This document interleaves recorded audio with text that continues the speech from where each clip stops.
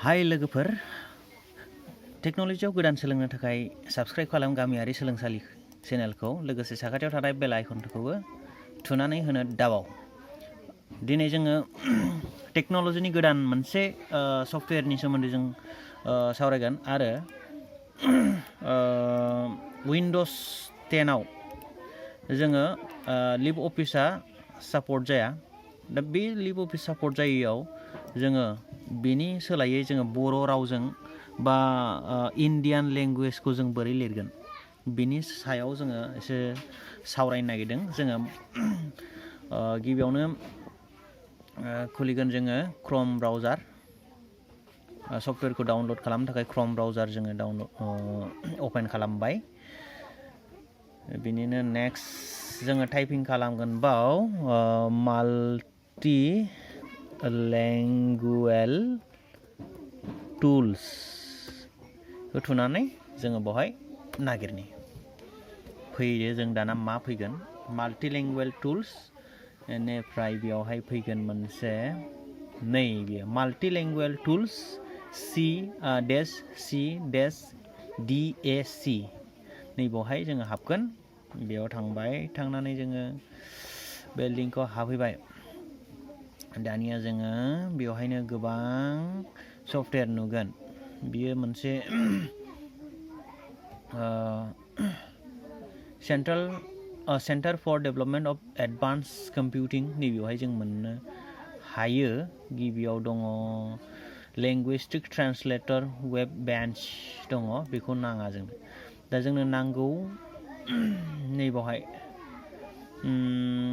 इउनिक'ड typing tool नैबेखौसो जोंनो नांगौ। This is a typing software which enables typing of Indian languages in editors of Windows-based application with Unicode compliant font. It supports typing in Assamese, Bangla, Boro, Dogri, Gujarati, Hindi, Kannada, Kashmiri, Konkani, Maithili, Malayalam, Marathi, Manipuri, Nepali, Orissa, Punjabi, Sanskrit, Sindhi, Santali, Tamil, Telugu and Urdu. नैबेवहाय आरो बर'बो दङ। नैबे बर' दङ, डगरी दङ, Gujarati, Hindi, Canada, गोबां दङ। बेखौ जोङो डाउनलड खालामदों। नैयाव क्लिक खालामबाय, डाउनलड। वेट खालामनि दसे। डाउनलड जागासिनो दङ। 29.9 MB ल', बारा गिदिर फाइल नङा बियो। दा 29.9 MB दा डाउनलडआव एसे टाइम लागोन। नेटआ एसे स्ल' टाइम लागोन। वेट खालामनि दसे, स्किप खालामनि। डाउनलड जाथारसिगोन। 29.9 दा अलमस्ट डान जाबायानोसै। दायो कमप्लिटखौ आं एसे वेट खालामदों, टटेल कमप्लिट जानो हो। बेनि उनाव जोङो बेखौ एक्सट्रेक्ट खालामगोन। Let's extract it on another place here. बेवहायनो आङो बेखौ एक्सट्रेक्ट खालामदों। आङो एक्सट्रेक्ट खालामबाय। नै बावहाय दङ अलरेडि। नै बिनि एक्सट्रेक्ट हेयार होननाय लोगो लोगो बे जायगायावनो एक्सट्रेक्ट खालामबाय आं। नैबे टाइपिं टुल विथ प्रेडिक्सन नैबे दङ। दा बेवहाय आङो जेबो माबा खालामा, जास्ट सेटआपखौ आं इनस्टल खालामगोन। डाबल क्लिक एन्ड येस नायनि। बेनि उनाव बिदि माबा फैगोन। बेवहाय जेबो माबा गैया। प्रडाक्ट के कम्पानि नेम दङ। बिदिनो थादों। कम्पानिया जाहैबाय आङो IT होबाय आं, सिम्पोल, जेबो गैया। बेवहाय नेक्स्ट जोङो नेक्स्ट होबाय। बेनिफ्राय बाय डिफल्ट थाथों बिदिनो जेरै दं बिदिनो। ओमफ्राय अल सेलेक्ट खालामबानो जाबाय। टटेलि बांला दं, गुजराती बायदि बायदि जेसेबांखिनि दं इनस्टल जाजोबगोन बियो। Next installation is in progress please wait होनदों।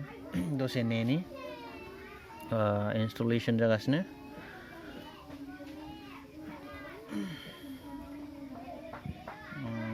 0% दासिमबो। installing install जाबाय जागासिनो 100% wait खालामनि दसे operation complete जायाखै दासिमबो wait खालाम दसे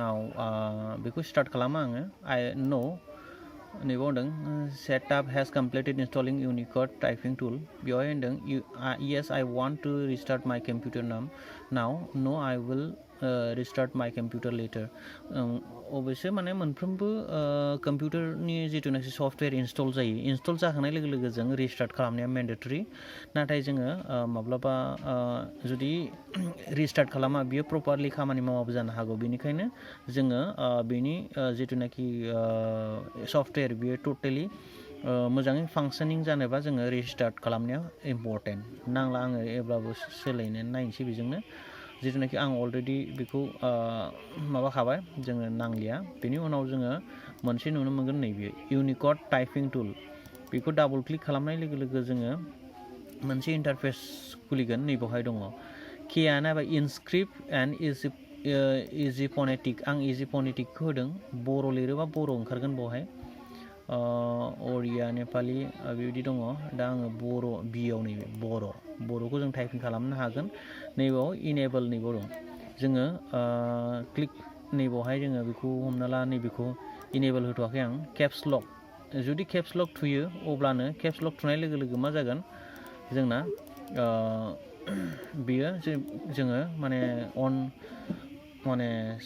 माबायावनो जोङो अन स्क्रिनाव जोङो नुगोन आरो नैबेवहाय बेलाय नैबेयो केप्स लकखौ जोङो थुनाय लोगो लोगो नै बेवहाय आं केप्स लक थुदों बेहाय लोगो लोगो जों बेखौ मोननो थांबाय दा बेवहाय जोङो केप्स लक नैबेखौ जुदि टाइपिं खालामनो रोङाबा बेयो सेम टु सेम माने लिभ अफिसजों एखे बेनि जिथुनाखि माबाया मोनफ्रोमबो आं हमना ला आङो डाइरेक्ट नैबे मोनसे माइक्रसफ्ट फाइल बानायनि बेवहाय आङो टाइपिं खालामगोन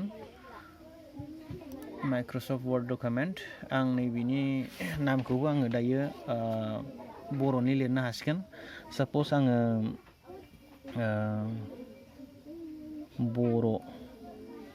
बर' लिरबाय बेयाव केप्स लक होनानै नै र' होबाय आं बर'नि थुनाय माबा जाबाय नै आं दा बेवहाय बर' माखासे लिरना खोन्थानि आं एसे पेजखौ एसे गिदिर खालामनि जाहाथे माने सिनायनो हायो नैबावहाय आं केप्स लकखौ जुदि अन खालामो अब्ला बियो बर' लिरजागोन हमना ला आङो लिरनि नै फैबाय दा बेयाव फैगोन नै BR बर' केप्स लकखौ अफ खालामनानै जेब्ला जोंनि टाइपिंखौ स्टार्ट खालामफिनो थिग इंराजिया जागोन आरो ओंखायनो केप्स लकआ बेनि खामानि जों केप्स लकनि जायगायावबो जों बेलेगबो होना लानो हायो बेवहाय दङ नै केप्स लक होआबालासिनो जोङो बिनि माबाखौ सोलायनो हायो नै नाम लकखौ जोङो अन खालामोबा जोङो जानायबो खालामना लानो हायो आरो स्क्रल लकखौबो खालामना लानो हायो बेनिफ्राय केप्स लकखौ होनानै जोङो इनेबल आइ राइटिंआ जाहैबाय गावनो गाव बियो माने लिरजागोन आरो हमना ला केप्स लक होबाय आङो नै बर'नि लिरजाबाय बियो बेनिफ्राय केप्स लकखौ अफ खालामबाय नै इंलिस जालायबाय नोंथांमोना जानो हागौ बुजिबाय बियो मोनसे जोबोद मोजां माबा जेरावनाखि बियो माने गावनो गाव बाय डिफल्ट सोदोबाबो फैयो जेरै सोर नों सोरनि सोरनिबा बायदिसिना बेफोरबायदि सोरां मा नांगौ बेखौ जोङो बर'नि एक्सेस सोदोबफ्रा गावनो गाव ओंखारबोगोन आरो सोरखौबा सोरगोनि सोरजिनि बिदिनो हिन्दीबो जों बानायना लानो हायो आसा खालामदों नोंथांमोना बुजिबाय आरो बेखौ डाउनलड खालामनानै इनस्टल खालामनानै नोंथांमोना बर' आखरै आरो गोबां इन्डियान लेंगुवेज नोंथांमोना लिरनो हागोन गोजोन्थों नोंथांमोना साबस्क्राइब खालाम बेसेनोसै गोजोन्थों